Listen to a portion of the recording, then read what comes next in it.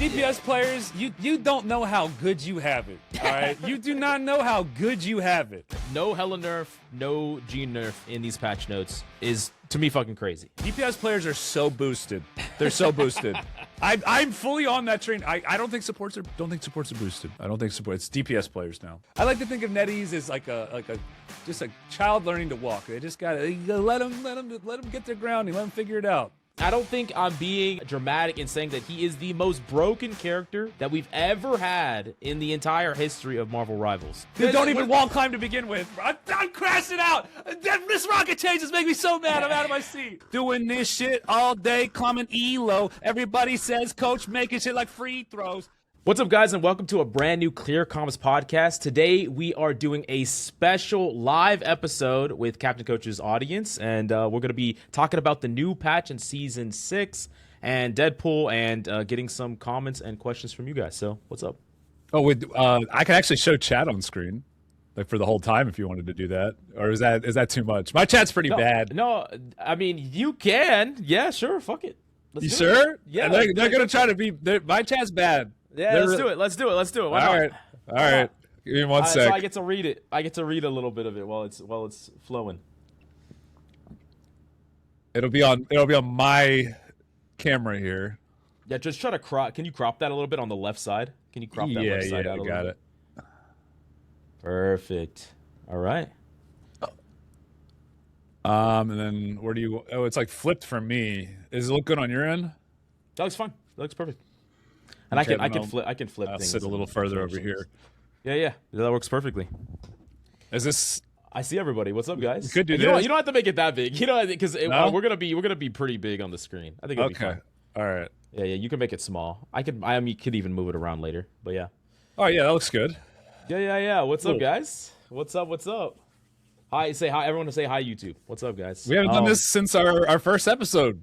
Mr. Mills? Yeah, just you and I. Yeah. It's 1:30 a.m. Yeah, it is. Doing it's huge now. Late night podcast snack. Yeah. You know?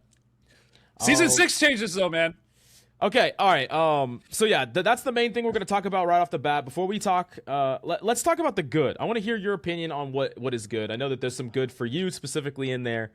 So give me your opinions on the good of the patch notes. Oh, the patch notes? Well, I was okay. I was going to say Daredevil. Okay, well, the Angela nerfs were very good. Hulk buffs, much needed Hulk buffs, good. Strange buffs. Strange is probably going to be pushed in the meta. I like that. I'm not 100% on how the Daredevil and Invis changes are really going to affect. I know you play those, or you at least play Daredevil, so I'm not sure how hard of a nerf those are going to be, but pretty much they checked all the boxes. It's just what I didn't see. That's the issue, right. With like Phoenix not getting looked at. They kind of inadvertently nerfed Hela by making the Namor team up a little weaker, so her win rate probably will get hit. And I like what they did with Namor too, pushing more of his power out of the team ups. I think there was a lot to like about the patch, and I'll be honest, this isn't like hyperbole or anything. Like I was looking at either quitting or playing the game a lot less, definitely not in a full-time capacity if the patch ended up being another really bad one. Because I think Season 5 was probably the worst patch since the game's release, in my opinion. Really? But okay. Yeah, that's kind of where I'm at. So this is like we're back. We're back. Really like where we're at right now. With Season 5, we had a whole bunch of changes in Season 5, and I liked that they did some of those changes. I just thought that they were too short-handed at undoing a lot of the bad decisions in 5.5.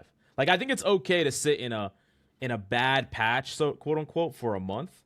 I'm not really that cool with sitting in it for 2 months or 3 months or however long, right? Like we can undo some of the problems, and my big problems with wait, that pops up. Oh yeah. One of my big problems. That's actually funny. That's all. This is stop right. This is the virtual camera. I'm live streaming, so you will see subs coming on. King Meyer is actually an old time. Let's go. Long-term subscriber, so King Meyer, appreciate that, buddy. W. But I'm not going to be doing any more shout-outs. That's the only one. You snuck one in. No, I get what you're saying, though, because so, like, okay, the Gambit nerf that they had mid-season, it was 202 as alt charge, and that's it. It's a joke. It's like, at that point, why even nerf them? To me, it's just like, okay, we're going to make this nerf to show you guys we know he's overpowered, but we're not actually going to nerf him because we don't have it right yet. So, if they want to do baby steps and just alleviate the pain that we're feeling, fine, whatever. But, like, come on. Surely you got to do it more than that. Yeah, right? I mean, because I don't blame devs for trying new shit. I hate it when they obviously stepped the wrong direction and they're just like, yeah, let's just fucking nickel and dime it back in, slowly. I mean, it's just a slap on the wrist. Invis, Gambit, it was obviously a slap on the wrist. We see it now. They had to nerf it again. Like, and they probably still have to nerf those characters even again. Like, it's just tiny baby little slaps on the wrist. That's all they're doing. So you don't think the nerfs to Gambit will be significant? Not at all. No, I don't think so. Really? No. Okay. It didn't change his charge rate. It didn't change the fact that his ultimate allows his team to go in extremely quickly. It's unkiteable. It builds up other ultimates. Like, yeah, he's less survivable. Doesn't matter in triple. Doesn't matter when he's played alongside a Loki. You have to still ban completely around the character. I don't think it meaningfully changes anything about him. Now, Invis, sure, she does get a little weaker, less survivability. I think they basically really reeled back the buff that they gave her. Right. But now she still has she could still self shield though, and she's still stronger than she was before she had that ability. 100%. So and they say, oh, we buffed dive. Like, they did buff some of the the divers. They said that in their dev vision. They did buff Cap, but Iron Fist and Blade are not the divers that actually matters up against Invis. Like, those characters get a lot of value attacking tanks. They're not just hard backline engagers in the same way that they say, oh yeah, we buffed BP. That BP buff is completely irrelevant, by the way. I feel bad for BP players. That would be an example of just doing a buff just to let people know, like, hey, we see you, BP. You're not in a great spot, but hey, at least it's like getting a card for your birthday. Right. It's like it's not enough. It's like the thought that counts. No, I need cold hard cash, mother effer. No, I mean, it's BP meta next season, chat. What do y'all think? Any BP mains in the chat that think it's going to be, all of a sudden that just makes the character? He got, 5 more damage on his spear or whatever? People were telling me some top 500 DPS players were saying, like, oh, I think he hits a breakpoint. I'm like, dude, what does a breakpoint matter when there's constant passive healing happening just all the time? Like, breakpoints don't, to me, I don't think breakpoints matter in this game like it does in other games. No, it doesn't. It's 10 damage on his combo, big deal. More if you AoE, but you're telling me when you spear dash or spear dash an Invis doesn't have enough time to fucking jump or push or shield herself or an Adam it's gonna be completely irrelevant. It doesn't actually affect the character in any way. Maybe they're tying it over for a rework. But yeah, I can see that. Because I will say, the change to the ult where he takes less damage when he does his Bast, that's cool. That's a cool idea. Why didn't they just give him, immunity? That'd be cool to, he's popping the thing, he gets immunity in the animation for it, so you could, iframe shit. Oh, I see what you're talking about. Because what they're doing is they didn't want to change the animation for I don't play BP, so, any BP mains, feel free to correct me in the comments, but I know the animation for his ult is super long, and then he does that, he does the dash thing. And they made it so he takes 50% less damage during that, because he's just so exposed. So it's just like, okay, he's gonna be a little more forgiving now. I'm like, why not just, if you really want to buff him, give him some kind of crazy outplay mechanic that good BPs will use. I want to see more skillful things put in, not just random passive 50% less damage when you're vulnerable. Okay, sure. Yeah, I mean, they didn't actually change anything about his kit. Nope. And they just made him more survivable, but that doesn't, it's not, BPs aren't failing because their ultimates aren't going off and they're dying before their ultimates. They're failing because every cycle of their neutral is not getting any value.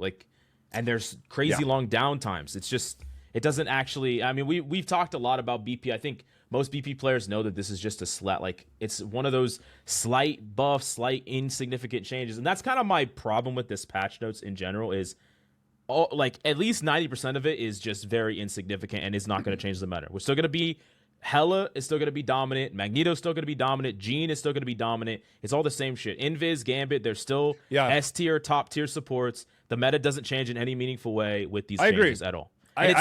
It's season 6. Like, maybe the only thing that could actually affect stuff, in my opinion, is Deadpool.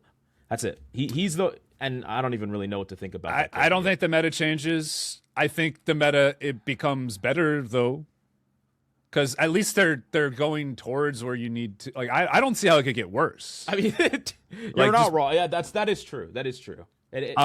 And I mean, at least Hulk will be more viable in the fray. Like, he's probably not going to be like ultra pro meta, but he's definitely going to be in that playable. tier of, you know, he'll be he's not going to now. be bullied anywhere near as much as he was. Much more uptime. You're going to have a much better time. Yeah, I'll be honest. I was hoping for BP buffs when I found out that I have Samju on my team in the tournament. Oh, you do? Oh, yeah. Because yeah. By the way, chat, Captain Coach is playing in a 40K tournament. Make sure to go out and support him. He's going to be rocking. But this is the day after the patch, right? So you're going to be on new Hulk, right? My goat Aramori picked me up in the first round, baby. Oh, let's go. Let's go. Is there going to be bans? Are you going to be banned, Promo? Like, are they going to let you play Hulk? Yeah. Okay, nice. I mean, I don't think there's a lot of like Spider-Man and hit scan players, so I don't know much Hulk I'm really going to be playing, but it should be a good time. I'm excited. Gotcha. That sounds good. Hell yeah, that dude, sounds good. I'm excited. I'm excited for you, bro. Get some good clips. Right, I can't believe you didn't get invited. Like, they must have just messed up.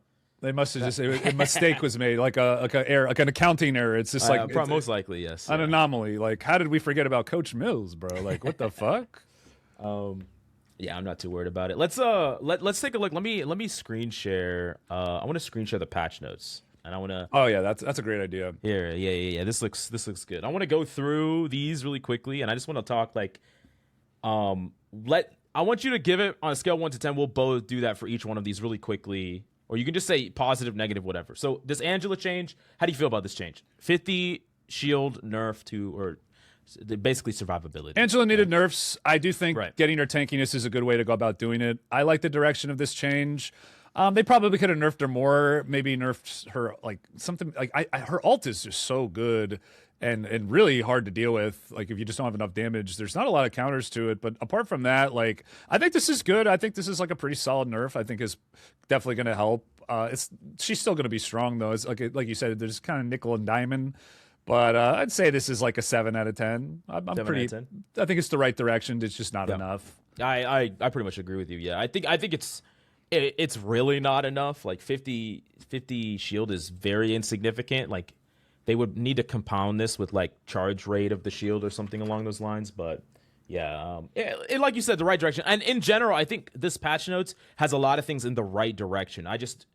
The severity of the changes is where I really just am pretty disappointed with a lot of these. Chad, you can give your ratings too, by the way. When we ask, like, what are like everybody give your ratings too. We want to get everybody's opinions here. For next is Captain America, the Vibranium Energy Saw. What do you think? What do you think about that? 8 to 6 seconds. Wait, where's the change around his ultimate? I feel like his ultimate needed some kind of his Cap's ult needs to be looked at. I mean, you get another support ult in a game just by having this tank on your team. Just that alone is going to make him a valuable pick. And really good players, man, they'll know that they don't have a support ult for the last fight, and they'll swap to Cap in games just to get one on their team. Like I've seen DPS players do that in like, you know, really high rank lobbies. Like there's a lot of like Cap has just so much value just by existing. It's weird that they're buffing him. Well, here's the thing. Captain America has I think this is the character that between average and low rank and pro play / extremely high elo, there's a complete disconnect between the viability of this character. Like if you asked any pro player today, like before this buff even came out, they would say Cap is one of the best tanks in the game because he consistently pressures out cooldowns. He's extremely self-sufficient, extremely survivable. His ultimate is really good for cycling other ultimates. And all that when played with coordination and team pressure and all that stuff, it's incredible value. But the problem is, even all the way up to probably Diamond or maybe even Grandmaster, you could be slamming on the backline invis the entire game, and no one's gonna help you. No one's gonna come with you. No one's gonna do anything that you baited out all these cooldowns. So anyways, like I just think there's a massive disconnect, and a lot of people, like I read it in the comments, they're like, When are they gonna finally buff Captain America? They've been asking for Captain America buffs for like 2 seasons, and it's like Captain America's really good. Like, I know how you buff them, but people aren't gonna like it. It's a thing a lot of games do when they have unintended mechanics that get introduced that make a character either stronger, sometimes weaker. It's usually stronger. Is you just remove the mechanic. So you'd remove the shield animation cancel because that's pretty much a necessity in higher ranks. You watch Captain America and like pro play and they're insane. They're just like the perfect shield cancels every time. And like I watch Monster playing Ignite. Bro is just it's fun to watch. It is. But if you want a character to be balanced in all ranks, you can't have something like that in the game. But do we want that? Like, I don't think we want that. The animation cancels? No, I don't think we want to get rid of them. Like having mechanical depth to characters, I think is good. Like, yeah, it increases. I agree. Skill. But if they want it to be viable in lower ranks, that's the only the easiest way to be able to do it. Because when you remove that, you get to buff the character now. Right. But like the weird thing about this buff is I don't really think it matters that much. Like it adds some amount of damage increase to the character.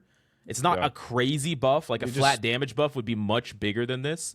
Yeah. It's more about perception. I think it's kind of like something to appeal people. Like, oh, fine, we buffed him. Yeah, there you go. Have it. It doesn't actually really matter that much. Yeah, I mean, it's his easiest to use ability, and it's just get some ult charge. Really is. I mean, it's using your burst combo, I guess, but like, so okay, that'll be up more. It's just upcharge, like or uptime ult charge is what it is. It's going to be like a minor buff in higher ranks, and then the lower rank players, their favorite ability that they just press and whatever. That's that's going to be up more. It's you're right. I mean, it's like these buffs and nerfs a lot of time are more like PR than they are actually. That's exactly what I fucking feel like. I feel like it's PR. It's literally fucking R. I mean, that be like, what do you think the hesitancy is of is it them just thinking the community is, they have to have some kind of data, some kind of metrics in the back that makes them buff or nerfs this amount, right?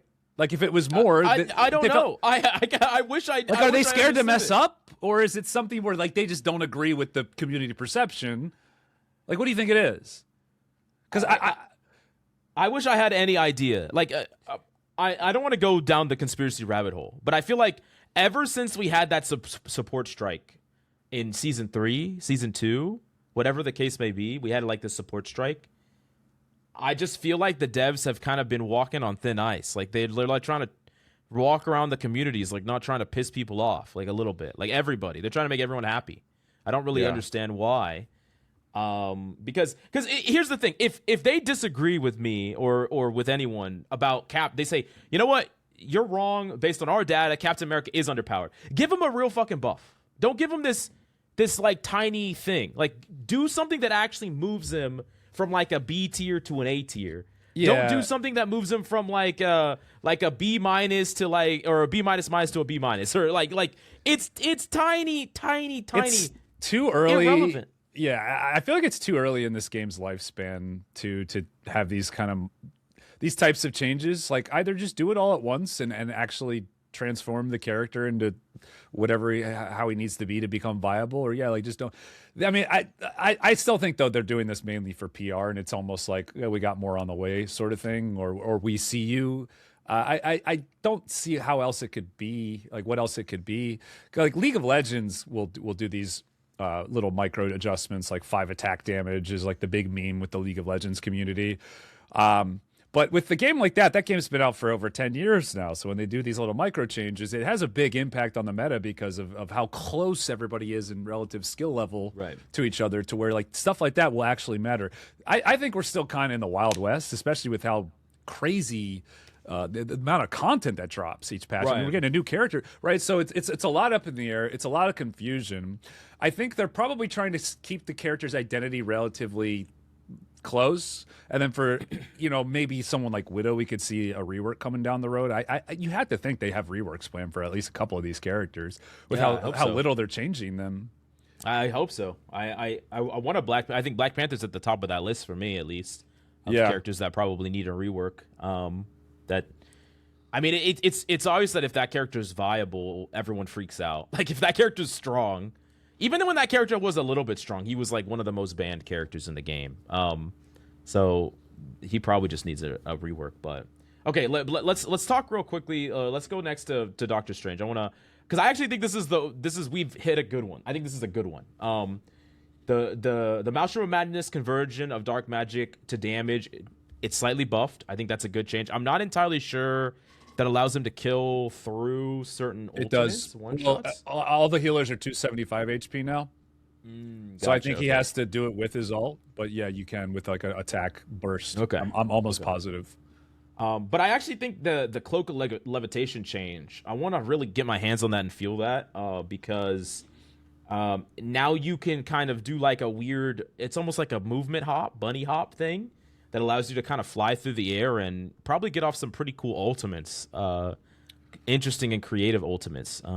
Yeah. This one I really want to play with and try, because when I read that, like back then when I read the Thor change on paper, I remember you talked to me about it, and I didn't think it was going to be a big deal, but I didn't know it was going to give you like that full movement capability of like 180ing and doing all this crazy stuff. So yeah. Anyways, I think this is a good change. I think anytime you make a character's kit deeper, I think that's a good thing. And I think this is a good change because of that.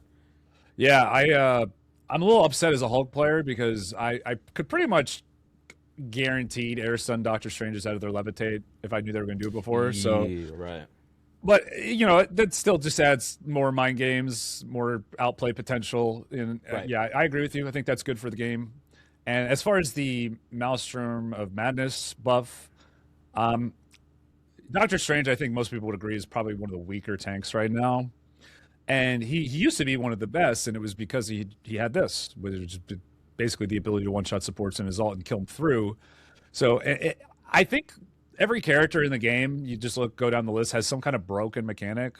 And I think Doctor Strange is one of the more balanced characters, and now you give him kind of more of a broken mechanic again, and just like that, he's going to be able to compete. So, I mean, Doctor Strange meta. He's going to be meta. Yeah, no, in my opinion. No, I agree. I think this is good. Still a weird relationship with Doctor Strange and his portal. Like, do I play Doctor Strange or do I have portal? Like that weird thing will always exist, I think. I'd love to see them take a look at that. I know we've talked about it in the past, right. But add a cooldown to his portal when you swap to him, but then make it to where if you get kills with the portal or use it in some kind of aggressive way, the cooldown will go down. Is how really cool. what I'd love to see for him. That'd be an amazing change. I hope they look into stuff like that for sure. Yeah. How do you feel about Emma Frost? All these changes. I feel like she was finally kind of in a good spot, and then they go and do this. I don't know. Like she was finally feeling balanced ish, still kind of oppressive, but not terrible to play against. And then they just I mean, this, to be fair, this isn't a huge buff because it's just how fast she ramps up. Right. It's not. I mean, it is damage. It directly is damage, but it's more of a ramp up. Right. This goes back to my problem with these patch notes. It's like they nickel and dime nerf this character for 4 patches straight, only to then buff her again. If there was a point in time when you thought the nickel and dime was too much, you could have just stopped there. Why are we going down and then back up? They've did this with Psylocke too. Yeah, nerf, then buff, then nerf, then buff. Isn't the point of going slow so that you can stop right when you're happy? And I thought we were happy. I mean, Emma was still arguably a top 5 tank in the game, right? Before these buffs. This is what I'm saying, man. They don't agree with what the community is saying, either from a balance perspective or some behind-the-scenes reason that we don't see. Because you're right. Whenever you have a company contradict themselves with their balance choices, that means there's some kind of disconnect. They're torn behind the scenes of I don't know. I don't know why they want to keep this character so strong. I don't understand why. Your guess is as good as mine, but I think she was finally balanced it kind of, and it's just now she's getting buffed again. It's just why? And maybe my opinions are a little too strong because I play characters that Emma counters, so maybe someone has a different opinion. But I feel nobody likes Emma, dude. Nobody does. For a long time, I thought that they were going to try to rework her in an interesting way because I think Emma is not that fun to play. I don't know. There might be some people in chat or whatever that think Emma's super fun. I think having one of her primary playmaking abilities on a massive cooldown makes her super boring. You're just kind of standing around existing and tracking. And my solution to that is not to make a cooldown super long, but just make the cooldown less powerful, so it doesn't have to. You don't have to sit around and wait. Like, just don't put them in a fucking cutscene. But they've kind of just doubled down on Emma Frost is a character that threatens a powerful cooldown, and then you're just sitting there and tracking things. Like, that's what you're doing the whole game. Yeah, and it's not even hard to land, especially when you're going for tanks who you already do percentage damage to. It's just this character seems like she's in the game just to make a portion of the cast just not get that fun. And to me, that is not a character you'd ever want in your game, because you compare someone to like Doctor Strange, who is I love playing against Doctor Strange. I feel like I have chances to outplay him. It's just Emma. She just is so God. You just can't push her off a spot. She's just so formidable. She's so tanky. It's just I just don't really think she needed this at all. I thought she was finally like kind of okay. She was still good. She's still really good. Like, she's meta. I feel like you pick her into like Gambit Star-Lord, she counters that. She has so many good comps to play on. Like, yeah. No, I think I still had her in my S tier. I still had her as like one of the best tanks in the game, like pound for pound. She's top 5 for sure, like easily. So, anyways, okay. Well, now we get to, I think, probably your favorite change on this. Sir, we got the Hulk changes. What do you think about it overall? Okay, so the first thing I said, I get asked all the time how I would buff Hulk. I always say he doesn't need a damage increase, because that kind of goes away what his identity is. Hulk, just by existing in a game, kind of extends fights, kind of makes the fights more longer and drawn out. And he's all about like slowing down the game and kind of looking for openings. Hulk is all about like stabilizing, keep like just kind of being where you need to. Like, I'm moving like this because this is literally what you do in game. You kind of rock back and forth, find an opening, and then you see someone attack, right? So he slows down the game. So I wanted to see was him retain that identity by not getting a damage increase, because if he could just jump anywhere and kill somebody, then he would just never have to. Right. So I'd say like you want to buff his shield. Well, they kind of give us a little bit of both. With I'm gonna go do the second change first. His clap now goes down in cooldown. So he has more opportunities to like go for those kills, those burst potentials, a little more damage on it. But what the important part about this change that a lot of people don't realize is the patch before, they made it so his clap would reduce the cooldown of your shield, which is what I wanted to be buffed, by 1 second for each person hit. And in an ideal scenario, especially against like Loki's, you can get half your cooldown off. But the problem was that even if you had a really fat clap, you would never get a second clap off again to reduce the cooldown to where it would actually like be significant. Now you get 2 claps in between each one bubble rather than one. And that's why it's a big change. So now, for instance, if I do a clap, bubbles 12 seconds, and I hit 3 people, the cooldown goes to 9. Before the change, I would not get a second clap up again to potentially reduce that 9 down to like a 7 or 6. But now, if I do a clap, reduce that to like an 8-9 second cooldown, I get another clap and then immediately get it. It effectively, in a way, like doubles the buff from last patch as well. So will Hulk be strong off of this alone? No. Because he's still weak in his ult, very easily focused down on his ult. So they gave him CC immunity, which is the third change. He's going to be a lot more playable, for sure. Now, he still gets hit by like things like Emigrab and Rogue, but he's going to be a lot more playable. Will he be meta viable? I don't think so. I think he'll be played, though, and you'll be able to actually like pick him and not have your teammates yell at you. And then the last change is the jump charge, just being able to move around the map quicker. That's just going to make him... I think this is like more of a rewarding good Hulks, because like high APM, high uptime, and just being able to make quick decisions. But it's a nice change. They did a jump buff back in like season 3, and it felt really nice. So I mean, this is going to be about the same. The best part about this change is the long end of it, believe it or not, because a fully charged jump is 2 seconds, right? Yeah.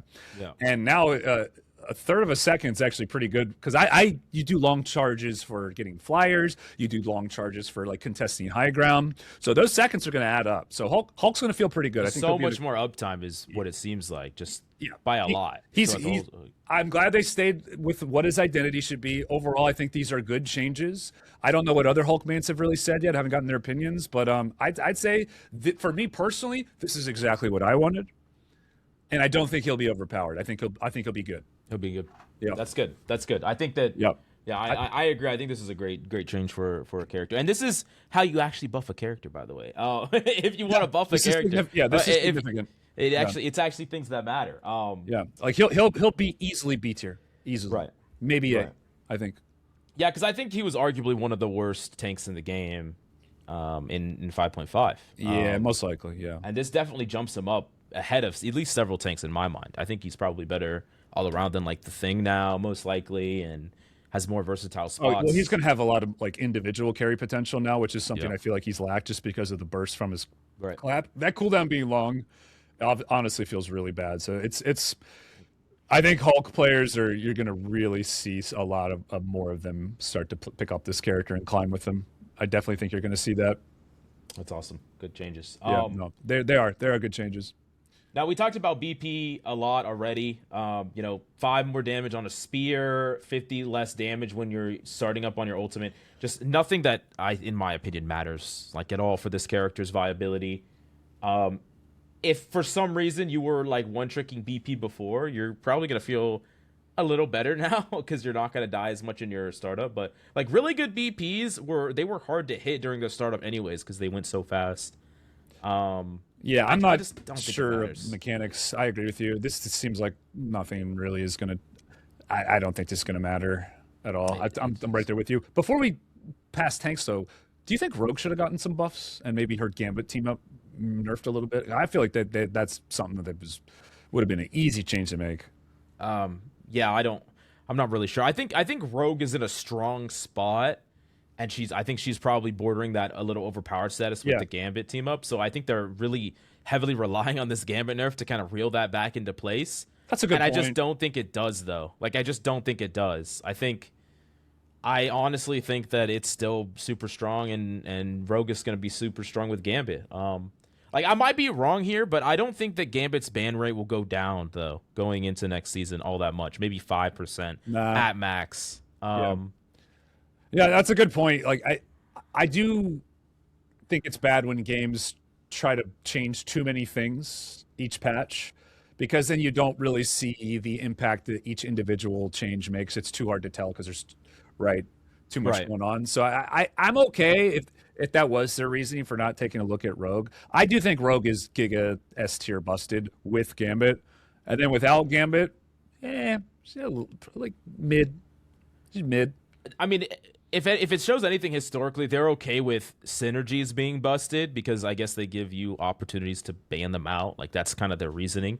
Sure. Because there has been a ton of historically broken, team ups and synergies, and that's probably what they're doing. Yeah. Maybe they're also kind of letting Rogue ride a little bit. They did kind of let Gambit off, basically scot-free season after him. Yeah, I mean, I guess I'm cool with no Rogue changes. I just feel like the team up's way too good. I just feel like it's way too good. And just like honestly, her synergy with Gambit in general is just really good too. So yeah. Now, is there any character in the Vanguards that you wish was hit? Anything before? Actually, yeah, I know we talked to BP, but like, is there anything that you would want that didn't get hit? Thing is like kind of becoming more meta now. I would have liked to see him get a little tankiness, maybe even at the cost of some damage. I just feel like Thing dies too fast still, and you pretty much only ever want to use your jump now for damage amp, and it'd be cool if he had like more interesting choices to make.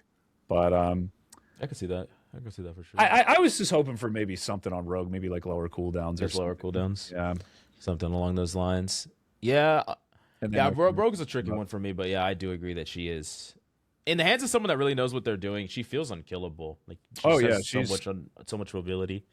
She's definitely good. It's just it's kind of like Hulk, where you have to put in a lot of effort just to get the same results that somebody else gets. The difference with her is like her ult is just so strong.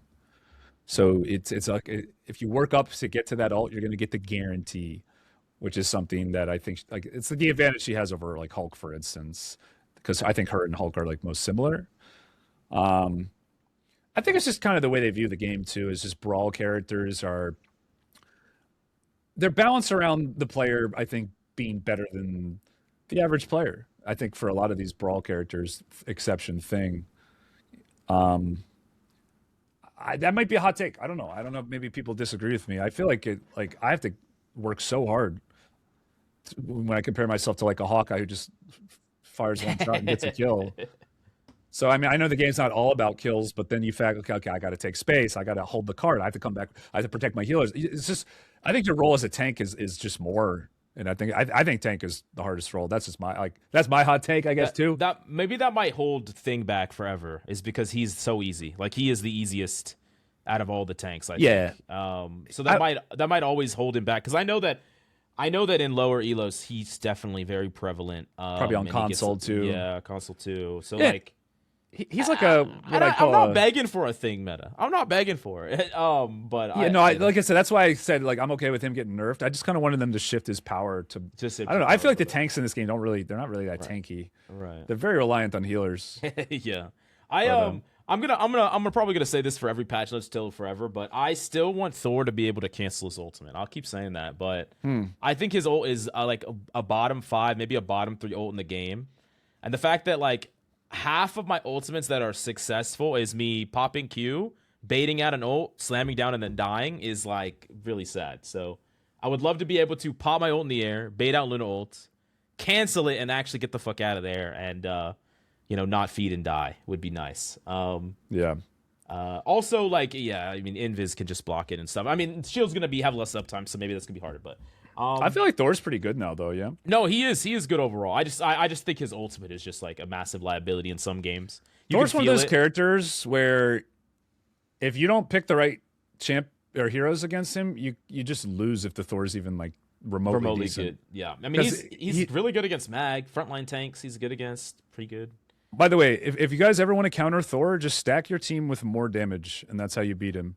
Like, if you're going to run triple heal, get a Mantis, and then just buff like a punny and just nuke him. Or just go like triple DPS, and everybody just focus Thor. That's how you deal with Thor. That's what you just...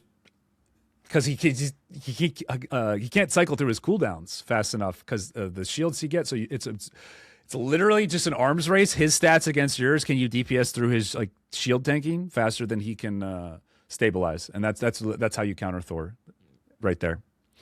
And if you don't do that, if you play a comp that doesn't have enough damage, Thor just gets to do what he wants. It's a real simple character to counter, and it's not countered by any like one particular thing. It's more just, I feel like with him, like comp.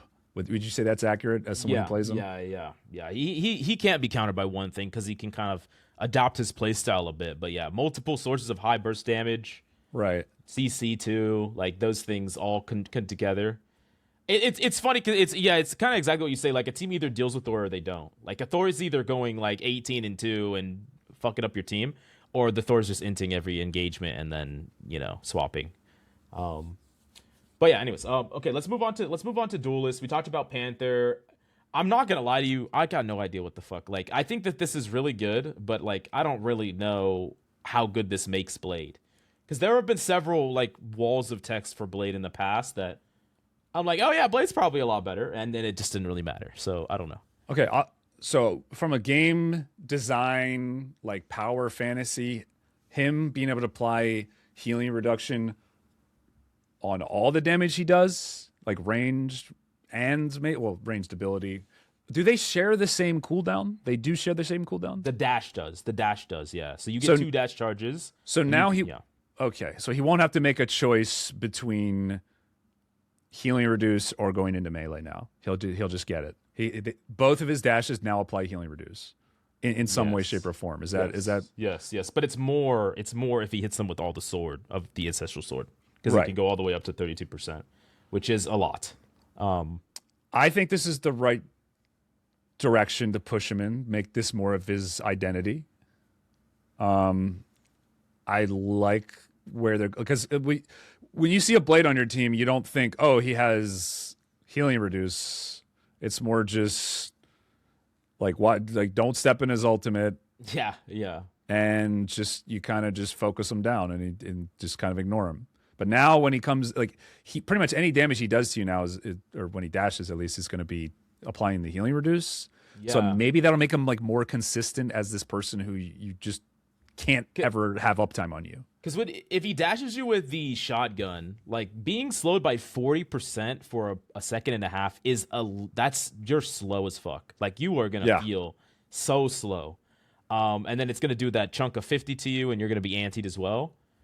And then if he just he's gonna, I play a lot of Thor, you play a lot of Hulk. Like we jump into the back lines. If we don't have you don't have your bubble or whatever. If he dashes into us and spins on us, that's 32% healing reduction just for 3 seconds on us, which is a long time. So I feel like that's gonna be felt. Like before, I like you said, it felt irrelevant. Like the anti felt almost irrelevant. Like we didn't really care. Yeah. Not to mention, I think you'll be able to boop people in ults, and the ult will probably connect on people without escapes, right? Because they'll be slowed when his ult comes down. Oh, that's a good point. You can shotgun them into the ult. Right. And that's most likely going to insta-kill whoever you're doing that to. I wonder what the breakpoints are, too. I'm curious about that. Like, if you, let's say Cloak didn't have phase, she's standing in her ult. I wonder if you're going to be able to, shotgun her into pop your ult and kill her. Guaranteed. Because she can't get out. Those are some things I want to. Would it be after you cast your ult and then you'd slow them? Because there's a cast time with the ult, right?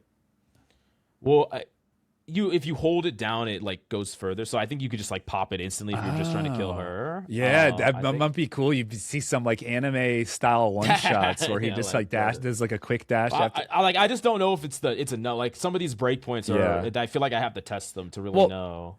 What's the reason for ever using the melee dash? Now the range one has a slow and still has the healing reduced and does more damage. Well, because I think the anti-heal on here. Let me go to it really quick. I think the anti-heal on the shotgun is only 18. Is that correct? Where does it say? Where does it say the anti-heal when it hits? Oh, Daywalker dash. Yeah, Daywalker dash. Slow on the enemy. 40. Oh, healing reduction proportion. Oh, 40. Yeah, no, it hits 40. Yeah. Interesting. Okay. Yeah, I mean, I feel like they're just always going to use the dash. You would always want to use it. Yeah, that's weird. That's really weird. Yeah, I'm not sure. I'm maybe because I guess this lasts longer because it's for 3 whole seconds. 3 whole seconds is a long time. Yeah. I mean, I think what's one of the problems that you run into is one of them is always going to be stronger than the other. Kind of feels like that, especially if you kind of create similar things on each one. There's similar. I don't know. Well, you got to remember this one's a tricky one. Yeah, I wish I was more experienced to be able to talk on Blade, because is it a buff that he has after he dashes, so he could swap targets, right? That'd be an upside to it. Yeah. I'm not exactly sure how it works. Could you apply healing reduced to multiple different people? Apply healing reduction per strike. Yeah, that's a good fucking question. I don't know. Yeah. That's a good question. We need our Blade experts. We need Avenue or team captain to come on in. Send him an invite right now. There's too much stuff. I think this is. I don't think Blade's going to be good, but I think this is the direction he needed to go in. Right. That's kind of where I'm at. Okay. Yeah. No. I think, and I know. I mean, I can just see that it's going to be substantial. This is definitely not just a tiny buff. This is a big buff. They did give him compensatory nerfs here, though, right? One less pellet in his gun. Well, that's why I don't think he's going to be good, is because of the nerfs. They're reducing his overall damage. This is another problem I have. Remember, I said if you want to buff a character, buff them, right? Why do they always do this, where they're we're gonna buff, but also. I mean, I think they do, these types of changes are more to chase after the power fantasy and class identity more than the actual balance. So anytime you see compensation, that's compensation buff nurse, that's usually because they're trying to push a character into a certain playstyle. Usually that means it's a playstyle that the developers view as they want in their game. So it's that's what I think it is. It's just because I do remember them doing something like this in the past, or they've done this with Torch a lot, and they've done stuff like this in the past where they took a character that was kind of underpowered, they buffed him, and then nerfed him in some ways, and it didn't fix the underpowered problem. They're still underpowered. Basically, they think he'll be OP without this nerf. Is why that's basically what that means. They might be right. I don't know, but we'll see. I guess we'll see. Yeah, I'm not sure. It's usually what that means. Okay, we can go through some of these pretty quickly. The Daredevil change, I think specifically, I don't think it's enough. I think that they're nice. They're nice. I don't think it was enough. I don't think it was anywhere near enough. What do you think? I just see devil like 5 times in the text. I'm just gonna, defer this one to you. I don't. Does all his abilities just have the word devil in it? Devil's Last, Devil Throw, Devil Chain. I don't. Hell's Kitchen. It's just Devil Chain. My big thing is I don't think it nerfed his survivability. They needed to nerf his shield. I was looking for that. Right, shield gained, or how long his reflect was, or base health. He's more lethal, but Daredevil can just buy a lot of time for his team to engage. He can bait a lot of aggro and pressure, even when he's not killing things. He can tank longer and better than tanks. Right, yeah. He can stay in the game. Like, I've seen Daredevil's like in a fight for like 20 seconds straight, stupid. and I'm sure that motherfucker's gonna die, and then he's out and back to us, and I'm like, how did you live? How did you live? Like, the one thing is he does not gain as much fury with his Devil's Latch, which is like part of what generates or helps him generate like a lot of combos. So that can help like fuck with his uptime a bit. Man, DPS players, you don't know how good you have it. All right, you do not know how good you have it. Like you're legit playing a character that you think is like mechanically complex and hard. That's literally tankier than the actual tanks in the game, who have like a quarter of your damage. Sorry, I just had to let that out. It's coming deep from the heart. DPS players are so boosted. They're so boosted. I'm fully on that train. I don't think supports are. I just don't think supports are boosted. I don't think support. It's DPS players now. Daredevil for me is he was right on that. We need to bring him back. He showed us the way. Shout out Death in Gaming. And okay, I know we're not specifically talking about like these characters, but no Hela nerf, no Jean nerf in these patch notes is to me fucking crazy. Especially Jean. I think Jean has just been like this super dominant force this season, I don't know. Like, they love Jean. They really love. I saw Light raging about it on Twitter. That he's someone I want to get on because he hates Jean with a passion, and I don't blame him. Like, that character, I feel like Jean has no weaknesses. I really just feel like she's just such a strong character overall.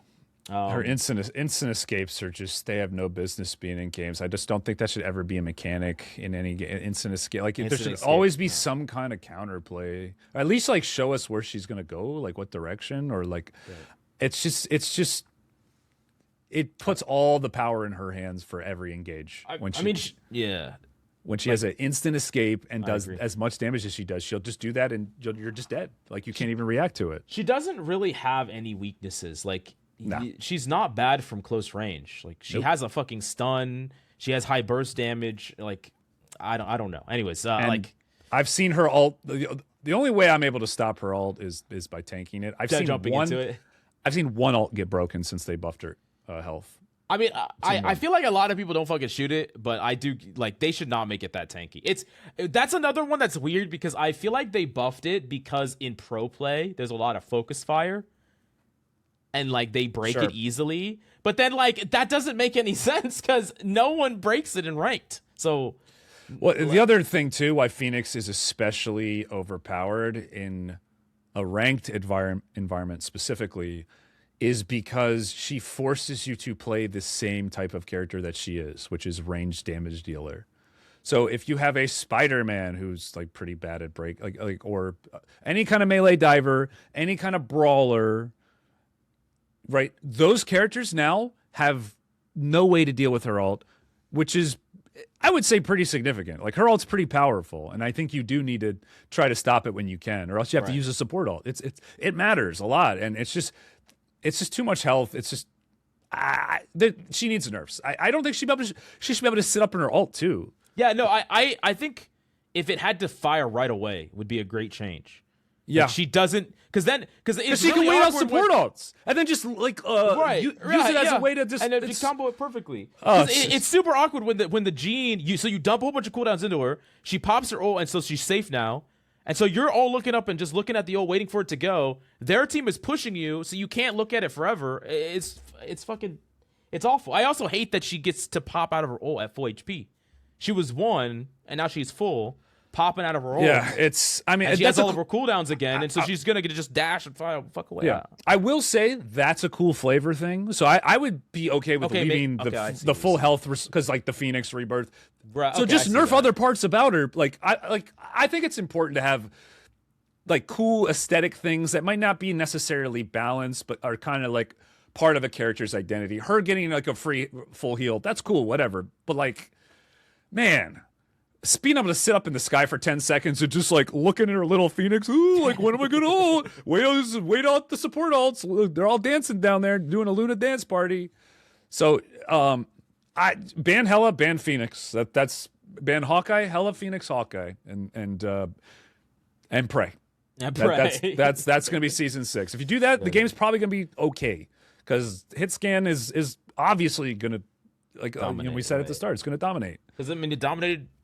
I think Hitscan's been dominating for too long, like like all over the place. It just dominates. What's a season that Hitscan hasn't been at the top? I guess maybe basically every season. I remember even in the flyer meta when everybody was saying, "Oh my God, you gotta ban flyers, and all the Hitscan players were just kind of over in the corner, just like." Okay, they're not coming at us. Okay, and then that was still the best comp, like. If you could play Hitscan, it was still pretty good into the Ultron meta. Yeah, I know. Hitscan's definitely something that we're gonna have a whole conversation of, probably a whole episode about, like talking about the poke meta and like.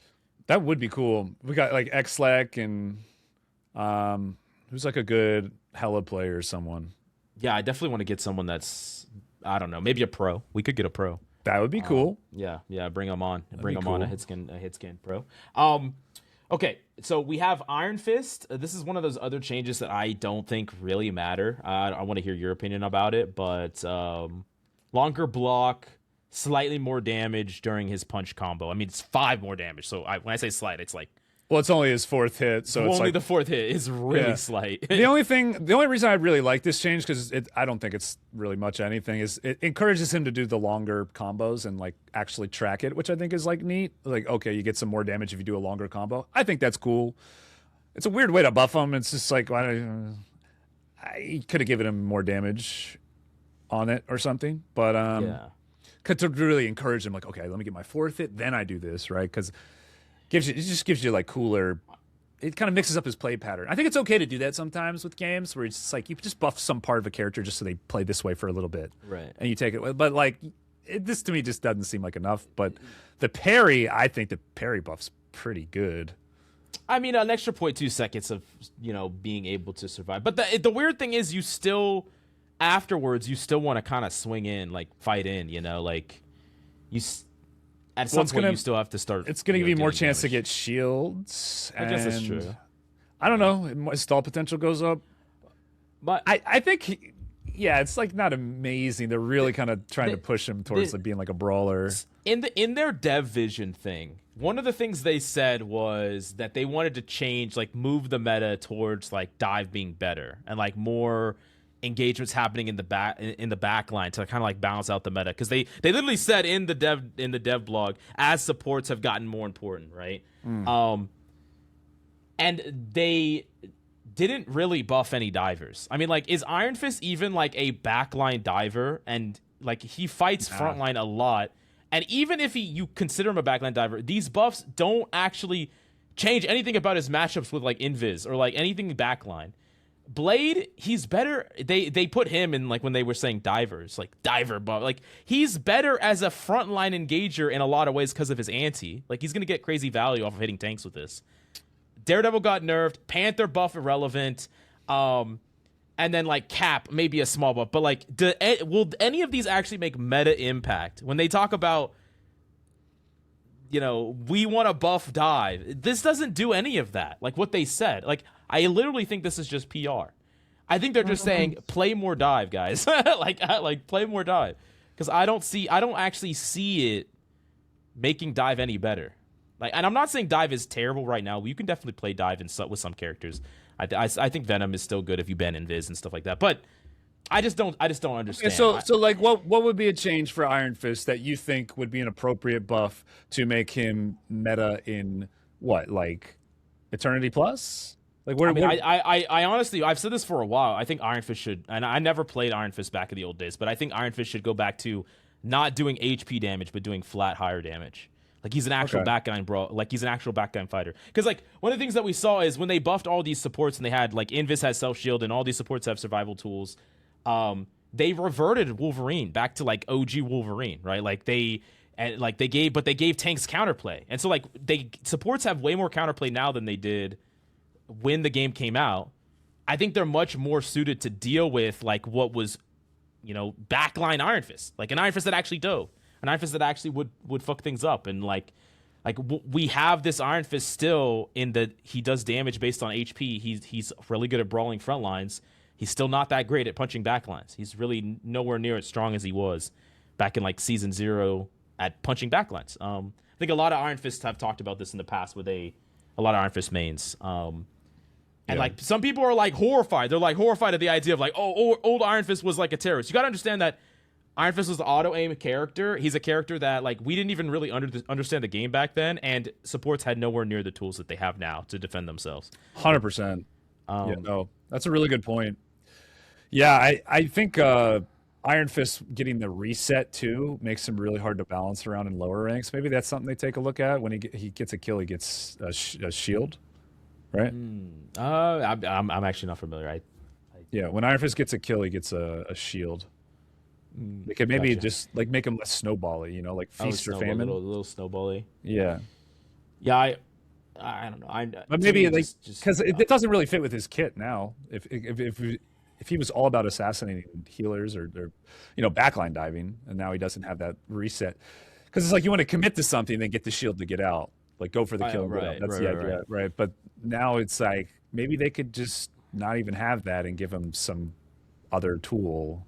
Because I think a world where Iron Fist like catches a Jean on an off angle, he could fucking actually kill her would be cool, and he just can't really do that. Like he just can't really, like, you catch Jean on an off angle, like you probably lose that fight most of the time. That's crazy. Iron Fist in my head should be able to beat anyone in a 1v1. Yeah, like the way that people feel about Daredevil, where like they're not gonna go challenge him, is like the way that I feel like you should feel at least a little bit of that way against Iron Fist, but no one feels that way. Like DPSs don't, like at all. Like Helas don't give a fuck. Like, so anyways, I just think that it's just inconsequential, and I overall just don't consider Iron Fist like a true diver in the way that they're kind of talking about him in the dev vision. Like the way that they talked about this whole patch in the dev vision, like enabling dive, making it viable. Like I don't think this patch does that, like, at all. I really just don't. But I like the more change. Yeah, I think this is good. This guy's been a team up bot forever, right? Yeah, I mean, you're in the more guy. I'll probably let you take the lead on this one, but yeah, no, I think it's a good change. I think this is all good. Keep more uptime for him. Just makes him overall more effective. This guy's gonna be pretty annoying to play against. Like you're not gonna be able to ban him out as easily as you were before for divers and stuff. But yeah, no, overall, I just think he's good. I think I'm surprised they didn't just completely get rid of the team up here. Like just completely make him team up. Doesn't even need a team up. Because I think like Namor Hela's still going to be really good. Very, very strong, even with the weakened team up, because he's much stronger. Yeah. But yeah. So they took power out of his team up, put it into his base kit, and so you think he'll be? What do you think he'll be now? Like, rankings wise, without the team up, like what tier? Without the team up, between B and A, like maybe low B, low A, high B. Like he's gonna be about where he was before. He just doesn't need the team up, so he's gonna be more versatile. You can have a lot. Like you just get to have more creative comps with him. I think is the big thing. You could play like Namor Psylocke, Namor Starlord, like just stuff that you just didn't get to play before. When you just always had to have a team up with him. All right, so cool. Yeah, W need more change. For Cloak and Dagger, I think these. How do you feel about this? I want to hear your opinion on it. So the Dagger Storm is her bubble, right? Yes. Yeah. Yeah. That's the bubble. Okay. So the bubble does less healing, per second, but it gives a big burst of heal when it pops up. That's kind of the idea. Is with the spell field? Yeah, because that's when it forms, when the spell field is created. Okay. So yeah, when the bubble forms, it's going to give a big burst of heal, and then not as much consistent healing. So after 6 ticks, it will, for one target, or I guess for any target, will be less healing overall. So you're going to really want to. So after 6 seconds, so this is a buff. Yeah, it's nice. It's a nice buff, and it gives you burst protection, which is even better. Like you'd rather have healing all at once rather than spread out. So this is a pretty nice buff. Yeah, especially because allies in range get a one-time healing of 60. So like if you hit like 3 allies and just like bump them all up, like you could get a pretty big burst of ult charge. And... Well, she's going to be able to hold on to her bubble for longer too. That's true. Yeah, you can. It's better from behind, 100%. Yeah. Yeah, then you'll use it to bait out cool. Because when I go on cloak and she pops bubble and I'm by myself, I just leave because I know I'm not going to kill her anyway. Maybe you can kill through now though. It's going to be more important to bait it out for divers and brawlers in general. Yeah, it's kind of like a mini oh shit cooldown now on top of just like I don't get to die now. Yeah. Like you can use it. So yeah, that's a nice change. Veil. So this is the wall. So it's the blind and it's the heal wall, both. So they share a cooldown now. So you can decide to use two blinds or 2 heal walls. Yeah, I mean, it looks like they're increasing the skill ceiling a little bit of this character potentially. Yep, they are. That's exactly what they're doing, which I think is. That being said, I don't think anybody wants to play against a double blind. So like.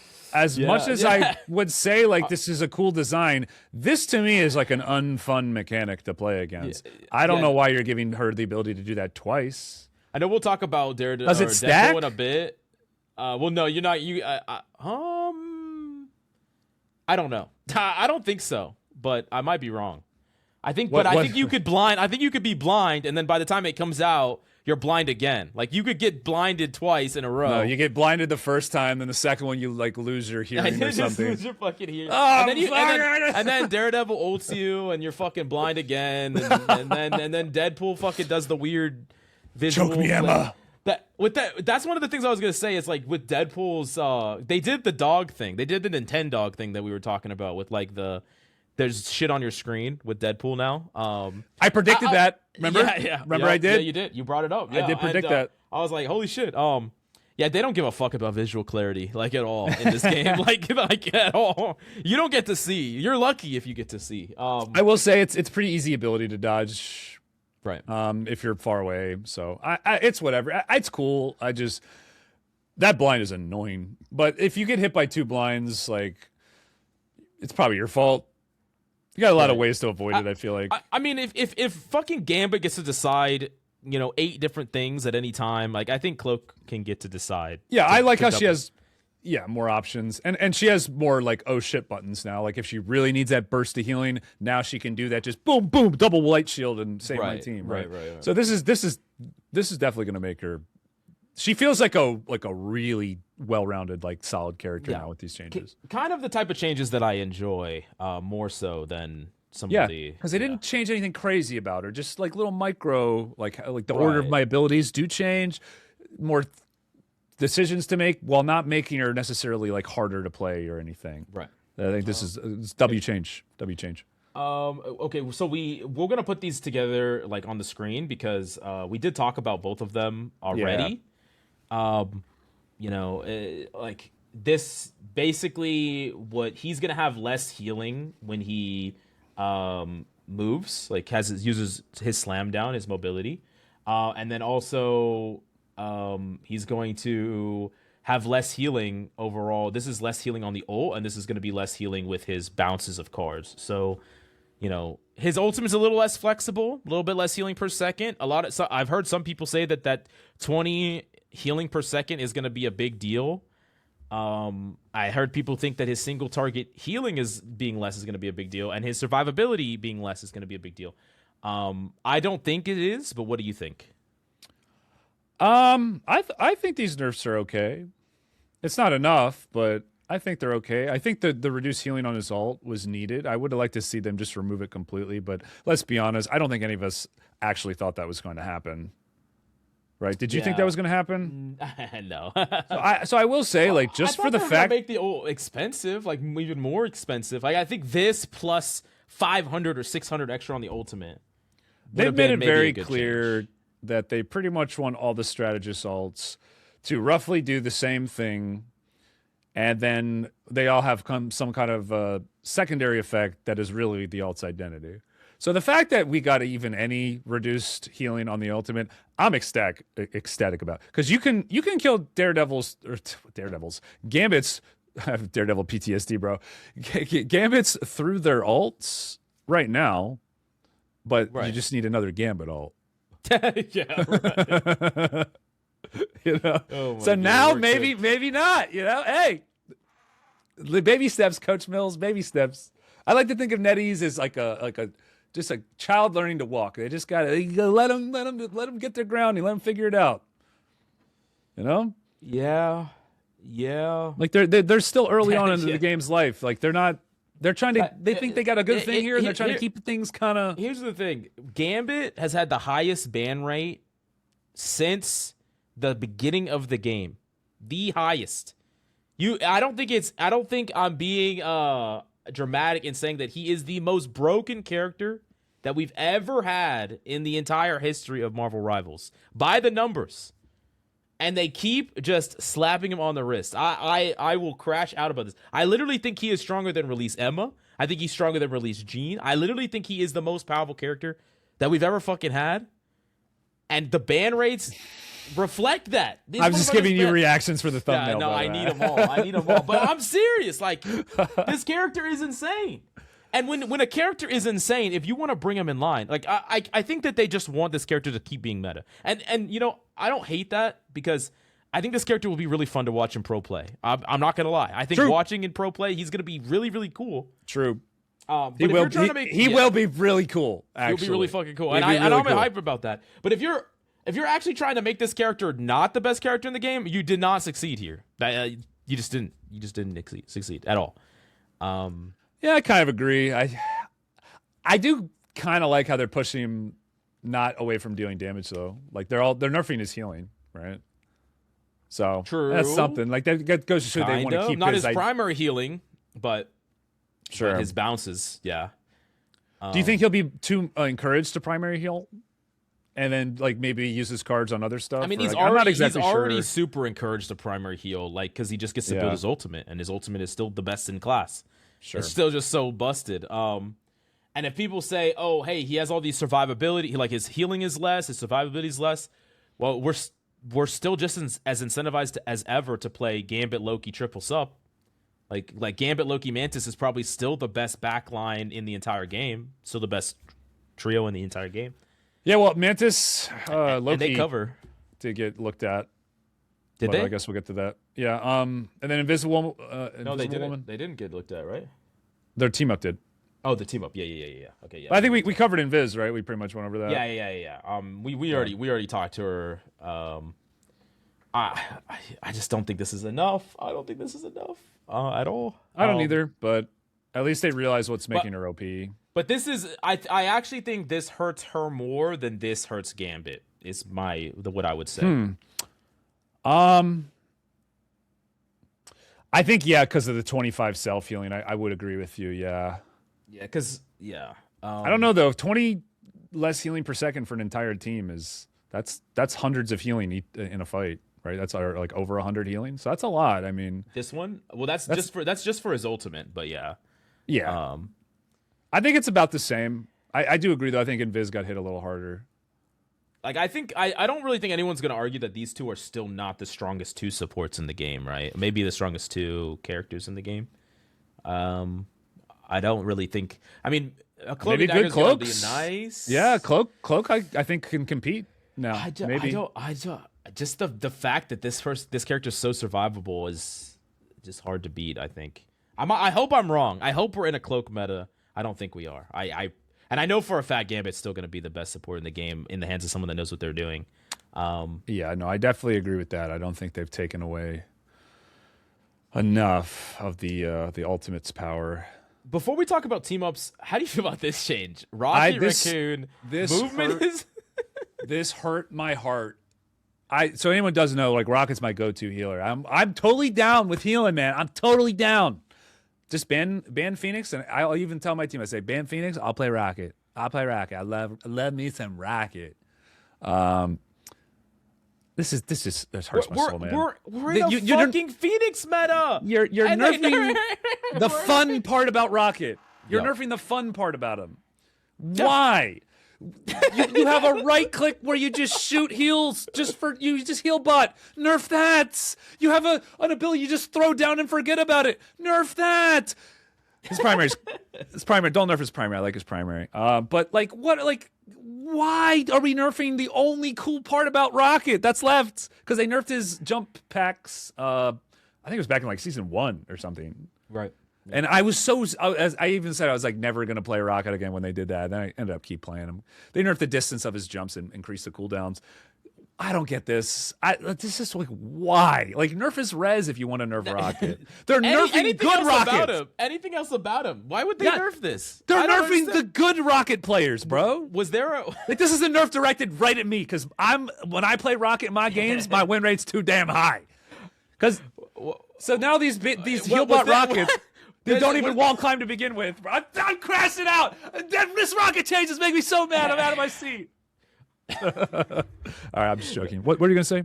I'm just wondering why. Like, why did the devs do this? Like, I'm trying to understand. Like, in every patch list, I'm trying to figure out what they're thinking. I just told you they're nerfing good Rockets. That's what they're doing. But why don't they just fucking nerf Rocket's power? Like, just make him heal like 2 HP less or some bullshit. Because they want their little critter, little cute little animal character to be easy to play and have people be able to get to a high rank not being good. That I'm telling you, that's what it is. They're nerfing the skillful aspect of Rocket. He's going to be easier to shit on now in like higher rank lobbies. Like when he does a wall climb, it'll be easier to shoot. He'll be easier to air stun. He'll be easier to track with like melee attacks. Everything about him is like, this is going to hurt him in higher ranks. In lower ranks, this won't even matter because they don't even use, like, they just heal bot. You can't have a character get like insane value from just doing one thing when you have these amazing cool parts of Rocket's kit. Like his dash is really cool. I like the mechanics of it, how you can go like straight up, and the wall climb, which you can do crazy jukes. Why are we nerfing the fun parts about him? Why? If anything, let's buff that shit. Let's make it like 15. Let's For make real, him that's what I'm saying. Speedy, bro. Let's make him speedy as shit, and then you can nerf some other stuff about him. Like, oh, dude, this raccoon's guy. I cannot imagine anyone asking for. I'd never play this character. I don't know why they would. I got pissed before, like a long time ago, when they nerfed Mantis's movement speed. Like when they do stuff like that, I don't like. I think that makes characters less fun to play, like just in general. The only kind of like devil's advocate I could get for this is they thought that the skill check for damaging a Rocket was too heavily favored in Rocket in higher rank games or whatever. Like, I just don't see what else. Because why would you nerf this part about this kid out of everything? It just makes no sense. Especially we're in a fucking gene meta. Like, we're in a gene meta right now. And she's pretty good against Rocket. She's pretty good, you know. Hit scans are also just good against Rocket. Like, they don't care that much about his movement because they could just... Rocket's going to be very diveable now. He went from being the hardest to dive support in the game to, like, one of the easier ones now, I feel like. Can't fight back. Not really. He does a deceptive amount of damage, but still. This hurts my heart, man. I'm sorry. This is the worst change of the patch, in my opinion. My character, all the fun parts about Rocket just keep getting nerfed. I'm just so sad. So sad. And then the only main thing I wanted to just talk about mainly was this one before we talk about Deadpool. Is the oh, by the way, Deadpool first melee healer. Cool. Yeah, which is like one of my favorite things to play in games. Melee healers. Well, I guess you said you wanted to wait till we get to that. Oh no, let's just talk about it. Let's talk about Deadpool. Let me stop sharing this. You don't want to go over the team ups that were right there? We're almost done. Yeah. Okay, we can blow through these. We can blow through them. I mean, this is just the Namor one that just got nerfed across the board. We talked about that. Ally boost, damage boost effect from 25 to 15. That's just the Loki blessing on the team up. No, it's a good nerf. Good nerf overall. Loki triple heals OP, dude. Then we lost the Human Torch Spider-Man team up. I don't think irrelevant, pretty much irrelevant. Yeah, this matter. is a good change. Like we lost Penny Parker, right? We can't do two nests anymore. I think that's good because I think that team up was oppressive by the numbers it had. Just like one of the highest win rates, 69% or something. It's just too much guaranteed value. Just I think press one button and you're. Yeah. It's just probably it had to go. Fine. Glad it's gone. And then for the new team ups, this is the Deadpool Jeff Shark one is pretty cool. So as the team up anchor, Deadpool gains 50 health, 5% damage, and 5% healing, depending on the role he plays. It's kind of cool. And then Jeff gets that cuddle buddy thing that either blinds you, does the Nintendog shit, or heals. AoE heal, AoE, and then the blind thing. The Penny Parker Spider-Man. This one seemed pretty cool. He either gets more survivability or he gets another marker that he can use to engage onto somebody. I think good Spider-Mans are going to time their burst for when that bomb detonates, and they're going to have a new one-shot combo. I think Spider-Man will be the good ones. He'll be pretty deadly now. It's interesting. I always find it interesting when they give characters that don't synergize really powerful team ups. Because I'm they did that with kind of Bucky and Cap, where it's those characters don't really play together, but it's a strong team up. Yeah, I actually did want to talk about that for a second too, because I feel like that's part of the problem with the Rogue Gambit is that they already have such good synergy with each other, with the Gambit alt ticking with the Rogue alt damage, kind of like Star-Lord and Punny. So that's partly why that team up in particular is so strong, and why I think they should take power away from it. That's a really good point though. Characters that don't normally. Right. Yeah. Yeah. It's good to encourage them because with Spider-Man Venom that made perfect sense. You want to play those characters together anyways, right? But Penny and Spider-Man, it's just a little. But I think that's kind of cool. It does encourage some comp diversity a little bit. I think Spider-Man he'll be pretty scary. Maybe Light would disagree. I don't know, but I feel like this could be good for him. Yeah. He maybe doesn't think it's enough. I don't know. I mean, I just know he's pissed off about hit scans being ignored. I know that's. No, for sure. He's super mad about that. But we'll have to have him on. We need to get some more controversial people on next time and just see what their opinions are. Maybe after we get the hands on the patch. But okay, so let's talk about. Let me stop the share of the screen and let's go ahead and talk about. I want to talk about some Deadpool. And then we can take some. I don't know if you're still live, right? You're still live. I'm still live. I had to hide my chat though. No worries. You might have to blur some stuff out, by the way. It's okay. When we were looking at the screen, everything was too small to even read, so not a big deal. Okay. I couldn't read it anyway. So, anyways, let's talk about some Deadpool and how do you feel about the character? How do you feel about the overall the kit? The idea of getting a new. Can we talk about the release? I love the Dev Vision. I thought that was so good. I did too. I thought that they went ham on it. So good. And here, I know I did a lot of raging in this episode, but to plead the other side, when you make a character that has 3 sets of abilities and a tree of abilities and animations and all that, that's a lot of work. That might be why the patch is kind of light. They were focused on some other shit, and I get that. Deadpool is probably the hardest character they've had to make as far as time invested into making him, because he's literally 3 fucking characters in one. Jean being probably the easiest character to make because she's literally they just copy and pasted Hela and then change some stuff. So anyways, I do think that might be give him a little bit of a pass because I do think that Deadpool's impressive as far as. So, for the Dev Vision, when he's talking as if he were the devs on we heard the community, you guys want more tanks and healers, right? You see what NetEase is doing, right? They're gonna use Deadpool. I think they're gonna use him as a way to be the middleman between them and the community. So talk shit. Chippy old Deadpool comes and talks about the changes being made to the game, right? So they kind of distance themselves a little bit. Because when Deadpool was telling me that whatever, obviously Deadpool might be a balanced nightmare, but when he was saying it, I'm like, let's go! I want to heal with my sword, dude. So I haven't seen too many games do something quite like this. It's almost it's meta. It's meta cool, in a way. But it's if you're gonna do it, Deadpool's the perfect character. No, he is. I thought it was really clever. I thought they did a very good. And how Guang Guang, they showed him like with the camera off to the side, and the like whatever the production in the back, and I thought it was great. I think this is gonna be the biggest release of any character that we've had. Well, they more or less said, well, Deadpool said it, that they kind of pushed up his release because of the community wanting these characters added. Because he said, like, well, I'm released earlier now. He said something along those lines. So I'd be curious to know a little bit behind the scenes about the development. Yeah. I'm wondering how this is gonna go, because you can only pick one Deadpool per lobby, right? Like per side. Like you can only pick per side, right? So. Yeah. Are people gonna be like bitching at each other? Like I think like every single player is gonna want to try Deadpool. Like it's gonna be so hard to be a Deadpool main, because everyone's gonna want him, and if someone's gonna be like, get the fuck off of support Deadpool, I can carry you on DPS Deadpool. Okay, like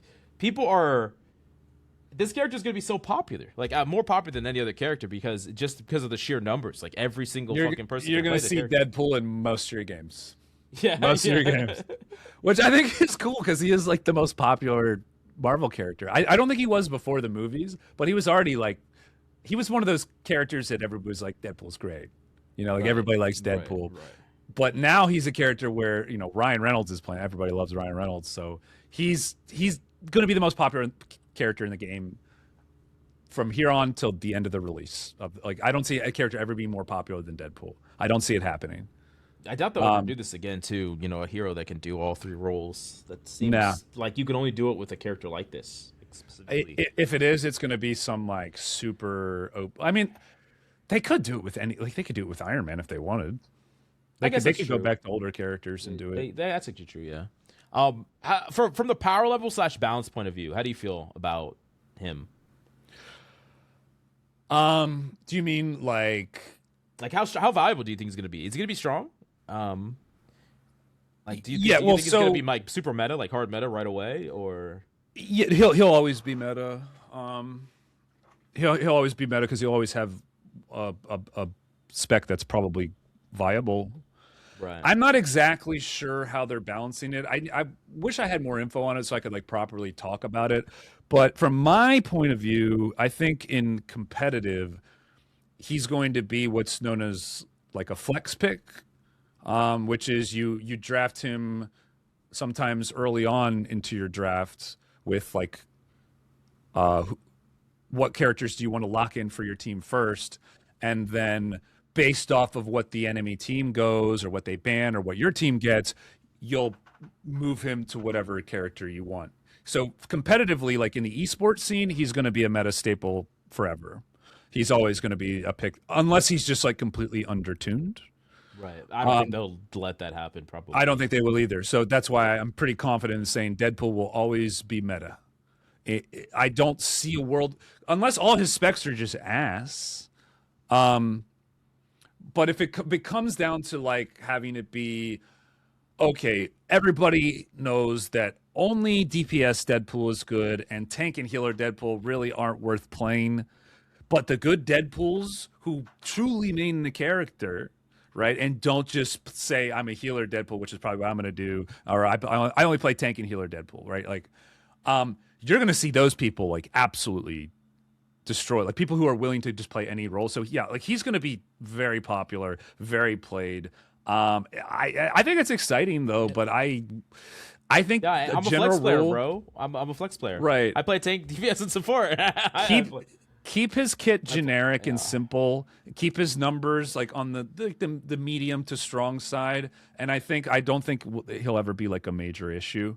But it's when you let a character like that be really OP, that's when I think you start to have issues. So as long as they keep him kind of like good, just by him being able to do every role is just going to make him a very sought after pick. Yeah, I'm really curious how deep the skill tree thing goes. Like, how much that affects, like, is the character going to be kind of underpowered when you first pick him, and then like as you play the game, you're gonna kind of get. We talked about this whole concept on one of the pod episodes, and they made it a thing, which was kind of wild. Yeah, our Amori, I think, pretty much called it, like how she predicted how it was going to work. Yeah, I mean, just even thinking like Man, just having the option, if you play Deadpool, if assuming his abilities in between tank form, healer form, and damage form are relatively the same, like they look similar. Right? I think there's definitely some crossover. Like the gun aims the same way. He gets like a lot of the same, and then like I think one ability is different, and then he gets a static. His ultimate's different, ability's different, and then he gets a static change. I think that is the exact way they should have gone about doing it. So like bravo to them, Chef's Kit, like because that is the big thing that's going to make it so if you play Deadpool, you play him because you're a Deadpool player, not because you're a healer player who wants to play Deadpool.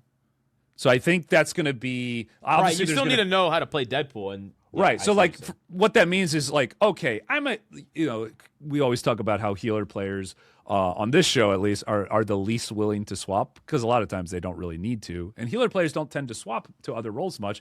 Maybe now if you have a healer player who picked up Deadpool who doesn't seem to need to fill as much, maybe they'll be more willing to do that. So I think this is an absolute win for the game, and they might be able to maybe they play support a majority of the time. They play support Deadpool, and then they need to play DPS this game, or they need to play tank this game. They get to flex, but from a comfortable base, which is cool.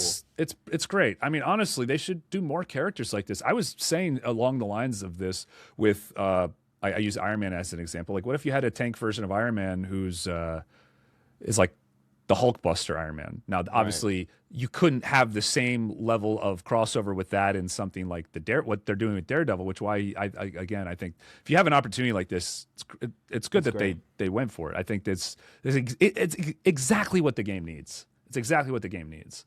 I'm just hoping it doesn't turn into a toxic situation.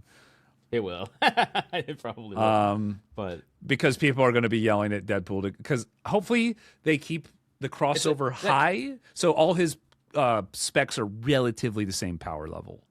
Because what allows you to level up your character? Is it like kills or like how impactful, like the length of the game? I'm not entirely sure how that works.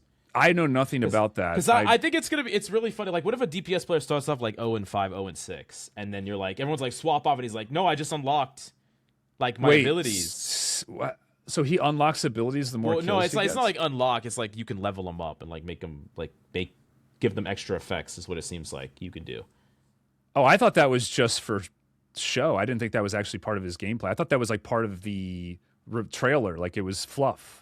I didn't think that was actually part of his gameplay. It seems like you can actually do when that. He pulled up the book and was I'm pretty sure. Yeah, maybe I'm completely misevaluating this character. The character was very confusing. I thought that was. Yeah, I don't think that was. And he can also be. That's part of his gameplay. Yeah, someone in chat said. Yeah.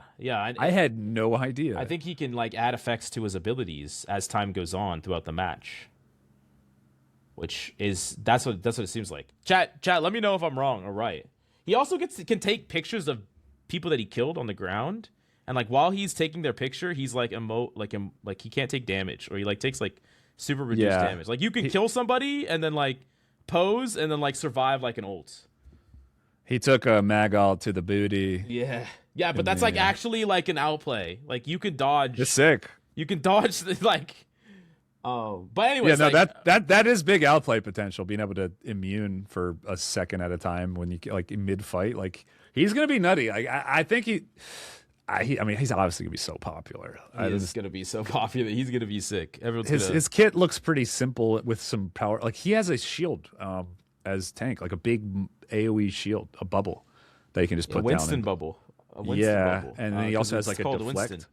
And it does the same Winston thing. Bubble? It's his stuffed animal is called Winston, and I think it's kind of a call to Overwatch. Actually, I like how they did it because, like in Overwatch, Winston, the ape, the tank, he drops a shield, like the same shield. So I don't know. Maybe I'm thinking too far into it, but it feels kind of like a callback to Overwatch. Someone in my chat just said if you watch the trailer, he gets graded on all his shots or kills. So I think headshots, crits build your abilities faster. Yeah, that would be lore accurate.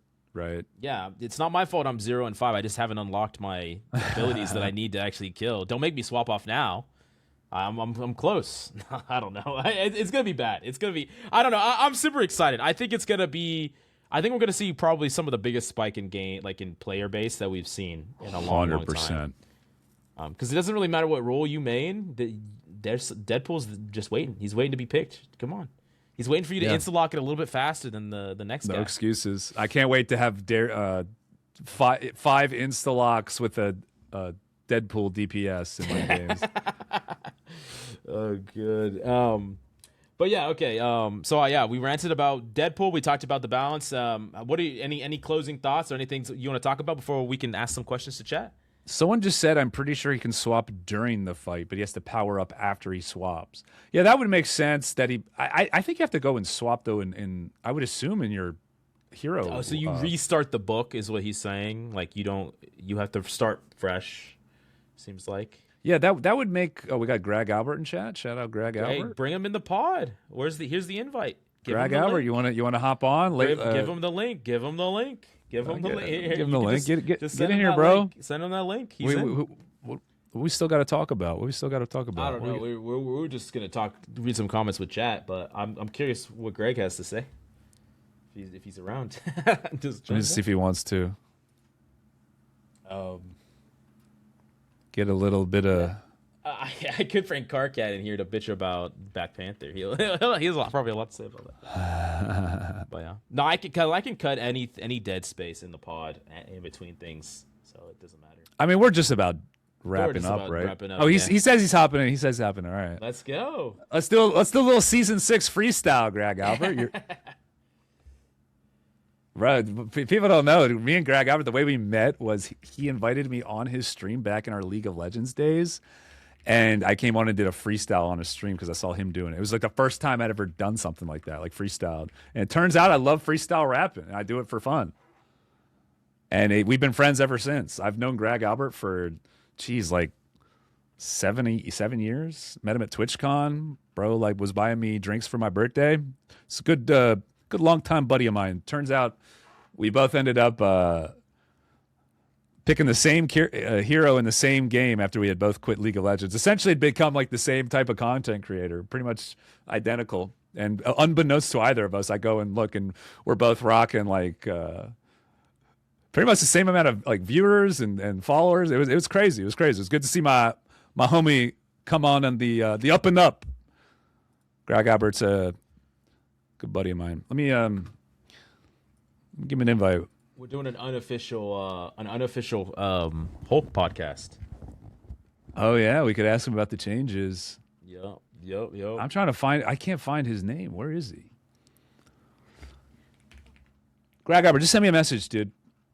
But I have him. I think. Is this him? I feel like on Discord. I think I sent it to him. Oh, I see here. I got you now. Took me a while. Sorry, I got so many friends, you know. Yeah, Mr. Popular. We'll have to sort through. We play Hulk so differently. Yeah, we do kind of play Hulk different. It's cool that character has so much depth that you can have so many different play styles. Hulk's the best character. There's a lot of characters that just have the same play style. You just do the same shit. I think we could just ask Greg like his overall thoughts in the patch. Because I'm sure he's got a couple thoughts. Yeah, we can read some hot takes and chat with him here, and he can throw in his opinions on them too. I don't care. Yeah, and then chat. Get your opinions ready, get your thoughts ready, your questions, and we'll. This has probably been the most negative I've been about patch. Like I'm typically super optimistic about patch notes. Hey, what's up, Greg? Baby? There he is. What's up, bro? Surprise podcast showing? What is this? Yo, I don't know if I was ready for some camera action. Holy shit. You're good, man. You're Looking good. What's It's up? 3 a.m. just for anyone watching who doesn't know when we're recording this. It's 3 a.m. There he is. How you guys doing? I was just, getting pretty high and your stream on YouTube, and I was like, bro, let me hop in here. And as soon as I clicked it, we were talking about Deadpool, and I just thought it was so funny. Yeah, but, we went through the whole patch notes, the entire thing together. Yeah, patch notes were great. I looked at them earlier today. I'm happy with them. I mean, honestly, I just like any changes because anytime there's changes, whether they're bad or good, I enjoy the adventure we go on as a community to just figure out what's good and, it just keeps things fresh. Even bad changes I'd rather have than no changes at all. I don't know if that's a hot take. Fair enough. I mean, did you play Overwatch? Were you an Overwatch player, Greg? No, not really. I played a tiny bit of Overwatch 2, a teensy bit. No, teensy bits maybe an under exaggeration. I played a little bit. I just never grinded it. It was just a game that a bunch of my friends played, so I hopped on and played whenever they did. Fair enough. Bro grinded that League of Legends. Yeah, me and Coach. I heard you talking about the history. I always talk about the history so much. It's so funny that we knew each other for so long, and then we didn't talk for a while, and we just independently, completely coincidentally mained the same character and had a great moments with Hulk. I just love it. It just shows that we were kindred spirits all the way back then. What did y'all both main in League? I was a Gragas one trick. That's why my name's Gragalbert. I was the most played Gragas in the world I think I'm number 3 still, and I haven't even played the game in 5 years. He was the number 1 most played, and it wasn't even close. Yeah. He took years off, and he was still number 1. Yes. That's fucking crazy. Yeah, because I think they even phased out the mastery point system. I think it's still internally being tracked, but they have levels now instead of mastery points, I think. But I was at 6.5 million mastery points in second place. Was 2 million or something like that. So now I'm finally third. Someone has 7 and someone else has 6 or whatever. League days were fun, man. League days are super fun. Good times. The only way I would go back to League is if you and I got a group of other Marvel Rivals streamers together and we just wanted to do a random fun variety day. I don't know when Rivals is down or something. Maybe end of season. I'll be up. I'm down. I'm gonna play till the end of the season. I got a whopping 2 hours in Twisted Fate, aka Gambit of League of Okay. Legends. We'll go Greg Twisted Fate bot, dude. We could do I could put together a little mini tournament because I know Jeremy wants to play against me, and I know Quackley. If you know Quack, he's an old League player, and I'm sure there's a few more. Okay, so what about the Hulk changes? Give me your thoughts on the Hulk changes. They did the jump charge is faster. Yeah. The clap cooldown is lower, and there's lower. A little bit of damage, right? 5 damage, if I remember correctly. And then pushback and all. How do you feel about that? I like it because I didn't want full. I mean, I'm sure you've heard me raging about it, recently, Coach. Just basically fighting the community about Hulk is not that bad because every game is people just want to throw as soon as I lock in Hulk. I mean, I'm sure you know exactly how often per stream do you hear people complain about Hulk when before the game even started, or B, when it's just obviously not your fault. Yeah, I will say part of me likes Hulk being bad because it's way better content. That's true. Yeah, I mean, 100%. It just gives me just a solid path because normally I gotta mentally should I say something? Should I not? It's I'm gonna flame this ass. Nah, I'm playing Hulk. I just go right in, dude. We play Hulk and we get angry, baby. I legit I'll get the team tilted before the game even starts, and I'll give them my villain speech on why I'm playing this character and how feeble they are. But I'm playing Hulk. Oh my god. Then once I do that, they don't give me any shit. I don't got a problem with it. Yeah, I mean, maybe it's the content driving me, honestly, but also I think I've got insane myself, and I don't know. I just still think Hulk is unique. I still think even in this season he's still really good because, yes, everyone will do something better than him, but he's the only one that could do all of it, right? You could go anywhere, you could do anything. He could do it faster. An Angela and a Thor and a Cap could also potentially be everywhere all at once, but I feel like they can't do it as quickly as Hulk can. No other tank can react to you're brawling and then a strange ult your backline, and actually being able, the jump speed is literally what enables him to jump back there in time and save his team. And I don't know, and also he has a long range hard CC that stops heals. He has very unique characteristics that this season I've been defending Hulk with my whole heart because I really don't think he's as bad as everyone thinks. I think the value floor is extremely low for him, maybe the lowest it's ever been in this meta.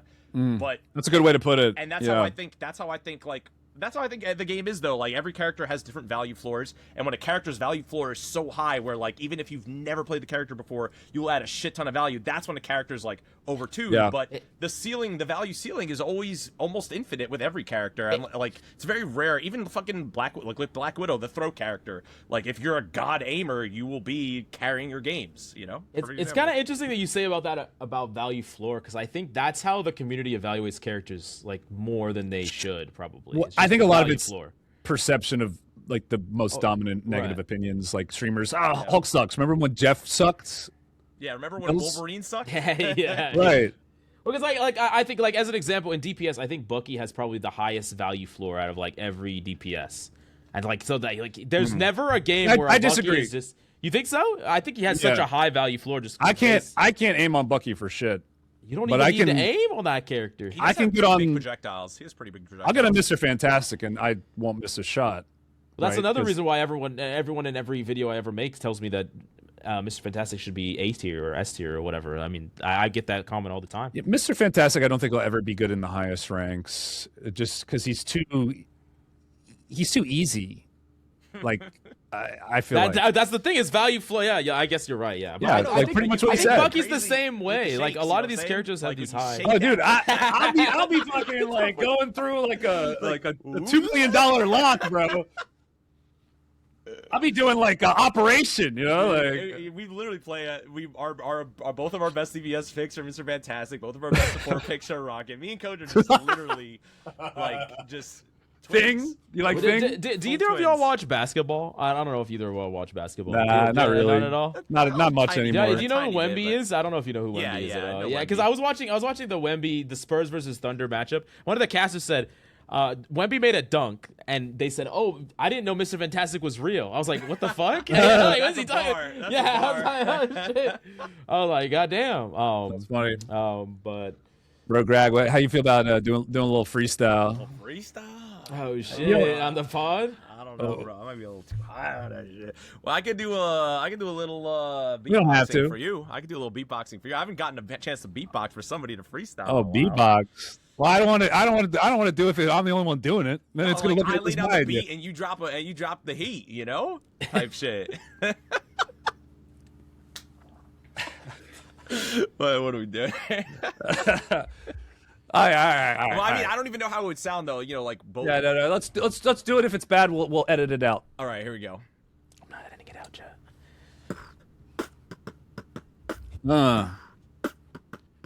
Yo, chillin'.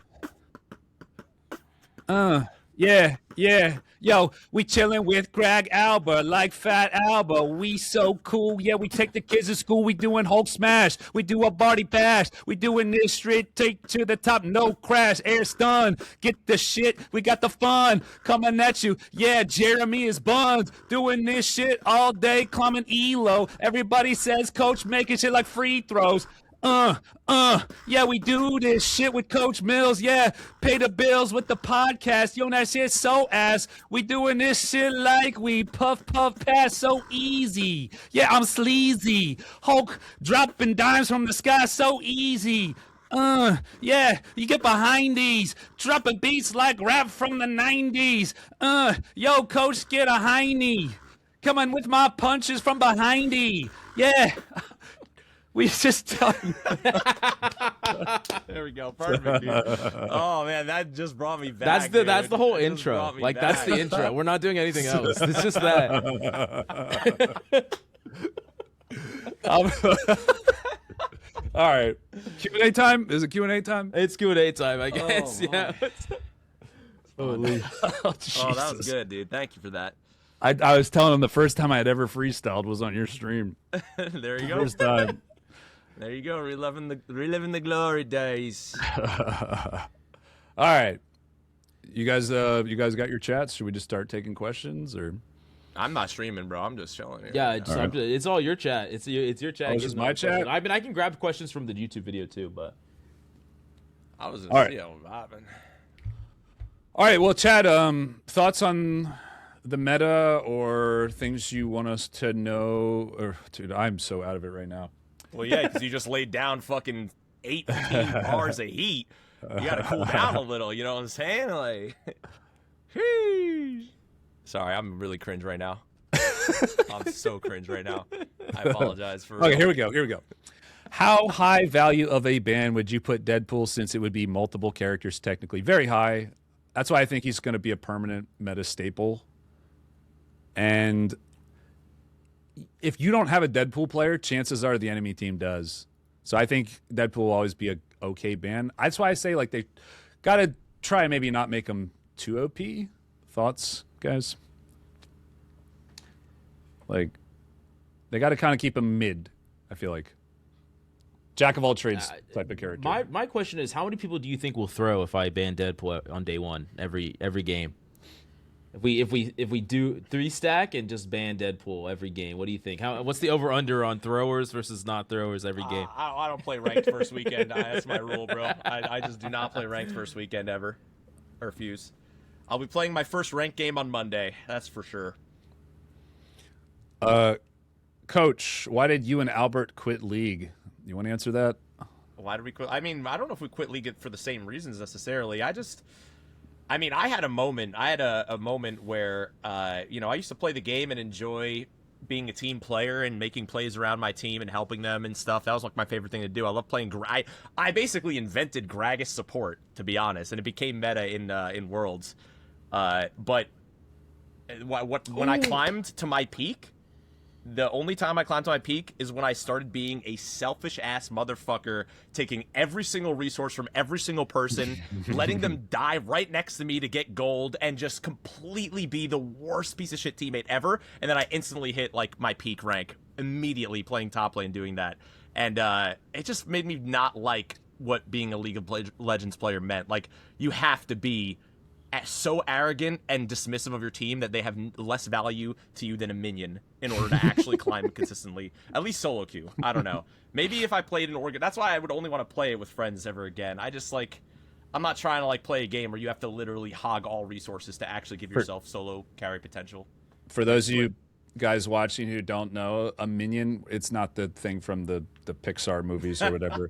A minion is a little monster that you just shoot with one ability and they just die, and it's just gold. It's just like gold to make you stronger. They're nothing. You just kill them over and over all game. So that's what comparing his teammates to. It's like, it's like when you have a teammate on Jeff. It's the same thing. It's basically the same. Well, Marvel Rivals does kind of have a little bit of that selfish gameplay rewarded with their performance point system. I think so, but in League it's not the same as League. In League, your character literally gets physically better as you're hogging those resources, which is crazy. Feeding in League is way worse than in any other game. Yeah. Because it makes the enemy team stronger. Yeah, I mean, you get the ult charge, I guess, of course. That's feeding, but that's only one resource, whereas your whole item build's being built based on the player feeding. Yeah, that's a good point. Feeding on League is so much more stressful and terrible for everyone else in the game than in Rivals, I think. This is a good comment by someone. They said too many cancer heroes and only 2 ban slots. How do y'all feel about the double bans and all that? I think that's a problem that they can solve pretty quickly if they wanted to. I agree. I hate the ban system. I want a new one. Actually, you were just mentioning Overwatch. Overwatch currently has a way better ban system, and not only is it better, but it's faster, which is crazy. I've yapped about this a lot. Their ban, every game designer, I've read all these fucking game design blogs. They're always the same shit. We want to reduce the amount of time it takes for a player to get into a game, right? So that factors into all our decision. So Overwatch made their decisions about role queue and made the or after they did role queue, they made the tank role only 1 instead of 2. And made it 5v5 simply because the tank queue times were so long, and they needed there to only be 1 tank. That was in their own dev blog. So they actually brought that over from World of Warcraft, another Blizzard game. That makes sense. I'm not sure if that's why they did it, but that's something that they did in that they had tank queues, but in that game they would just give you gold and resources for queuing up. They just encourage you to try to queue up more. Because they had the same issue. Makes sense. Makes sense. So and tanks in WoW became giga busted to get more people to play them. There you go. Yeah. Exact same thing happened in Overwatch, but their ban system has a shorter time to there's less of a delay. That ban system plays into their calculations of how much time does it take for somebody to actually get into a game. There's the queue time and the ban phase, and so they want it to be as short as possible from a designer's perspective. And Overwatch's is better and faster because we don't take turns with the bans. Everyone submits, I think, up to 3 or 4 bans, and then it just for each team. Or each person on each team, and then each team gets 2 selected from their selections, and it's guaranteed not unique. It's very, very simple. I almost wish though it would go in way. I don't know. I don't know how you feel about this, but I like the idea of it going in waves because then you can change your bans based on what they ban. That's first. True. That's true. That's the only thing that I like because then you like if they ban Invis, you're like, oh wait, maybe we should ban Angela, maybe we should ban Wolf, like some shit like that. That's a great point. And in fairness, I mean, Overwatch wouldn't even try a fucking hero ban system until Rivals proved that people liked it. So, but yeah, we could definitely innovate on it now, like 100%, make it better. It's Vacate says, do you think the Emma buffs are big or no? We kind of already talked about that. I don't even remember the exact numbers, but she has quicker ramp up. I don't think they're big. I think they're like whatever, but I mean, I just hate Emma, so I don't know. Yeah, just not a character that really needs buffs. I agree. I don't think they're super big, but she will have more damage now. Yep. I think she's one of the hardest carry characters. Like, I agree. To play. Yeah, she's such a carry. Like, you could just walk up and just kill people. It's kind of insane. Yeah, she can kind of just run at you, and just like wherever she goes, she just wins her fights. It's just really hard to deal with her. Yeah. 10 avoids, that'd be nice. Yeah. Do you guys think placement matches will have any more of an impact this season than it did last season? I don't think so. They haven't really made much mention of that, have they? Yeah, you know what's funny? We've only done one placements ever because there's only at the beginning of the season and not at the half season. So I just don't remember how it even went. Honestly, it's like so far from. I think it probably will be a bit more impactful because they did say that the first one was going to be light. It was going to be based on all your past seasons, all the ranked data they had in previous seasons. This one's probably going to be based primarily on the previous season you played. So like this season, like how well you did in season 5 is probably what it's going to place you by. I think the whole placement thing was a whole lot of nothing. Like it was just kind of reskinning the ranked experience that they already had. I think it was more aesthetic than anything. Like I don't think it changed much. Yeah. Personally, I've noticed no difference. It took me this same amount of games, more or less. I think it was less. I do notice a difference in that. I think it was less of a reset than they've done in the past. Because I feel like most people, and that's why I think the peaks and the bear kind of cutoffs for One Above All this season are higher than they were the previous seasons. Because in season 2, the seasons, I think it was in season 2, the seasons were 3 months long in total, 1.5 months per half season. But then in seasons 3 and 4, they became only 1 month each. So they were significantly shorter, and that's why all the cutoffs for One Above All in both those seasons was way lower than the previous seasons. And this season, we're seeing a return to that height because I felt like the placements didn't reset us as much.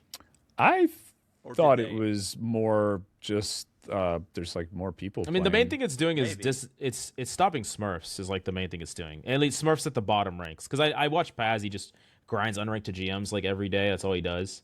He doesn't grind through bronze and silver anymore. He just appears higher than that, which it's not really going to affect us in any meaningful way, but I think it does help a little bit. Smurfs mainly is what it's doing. Okay. Yeah, that's valuable. Fedor says, do you think Hulk will still require buffs, or is there any kind of buff you specifically wanted, Greg? I mean, like we were saying before, I want Hulk to never get buffed ever, bro. I wanted no buffs on this patch notes, genuinely. So, but I think these buffs are good. They weren't that crazy, and I think they are gonna add a lot of potential for Hulk. The lowering of his bubble cooldown might, even though it was only 2 seconds, the fact that it went down to 6 seconds means that in theory you could get a 6-man clap and have no cooldown, right? I think that could be an interesting threshold. If something crazy's happening where you could just clap bubble or bubble clap bubble would be kind of insane. But I don't know. I don't think it's that crazy of changes. I do think the displacement stuff is great.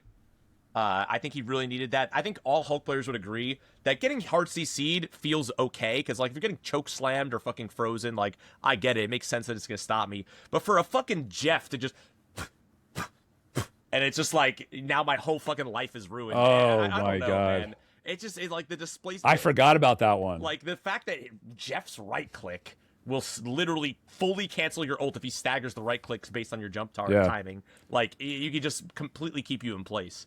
So I like that the displacement is not going to affect him anymore, and it's only going to be hard CC. And I think it's very, very fair for Hulk. So it is fair. And It is fair. I hope that it really depends on how the community receives it, though, because, you know, Hulk has a history, for whatever reason, of either being hated or banned. There's been no other realities for us, Coach. We're either hated or banned out. I think Hulk will be good. I think he'll be in a good spot, and I don't think he'll be banned all the time because hit scan's still in the game. I think the higher rank you go, the less he'll probably get banned. Yeah, and y'all don't have any broken team ups either, so I think I'm very excited for this season. I think I am too. It's definitely I'm gonna lock in. It's kind of brought me back. I'm excited. I'm really excited. Yeah. And I'm not really seeing any more questions, Coach Mills. Did you want to? Yeah, no, I mean, yeah, we can just wrap it up. Thank you, Greg, for coming on. Just randomly. I was honored that you even invited me on real quick. You know, dude. Man. My greatest thanks is for doing that freestyle session with me, dude. Oh, that's like the most fun for me, man. I love it. Just laying down a beat. We got to we got to do an episode where we just start inviting random streamers, just like, here, join. Just get like 6 people in here. Just start. Yeah, use, at the end of a little Rivals Discord that we got that we're all in. Like, I'm sure random people would join from that. Hell yeah, dude. But good luck in the tourney too. Yeah. I'm excited for it. I'm excited for it. Good luck, both of y'all. We can do well. We're all gonna do well. Thank y'all for coming to the Clear Comms Pod. A little bit of a different episode, but hope you liked it. Smash the like, subscribe, and we'll catch you later.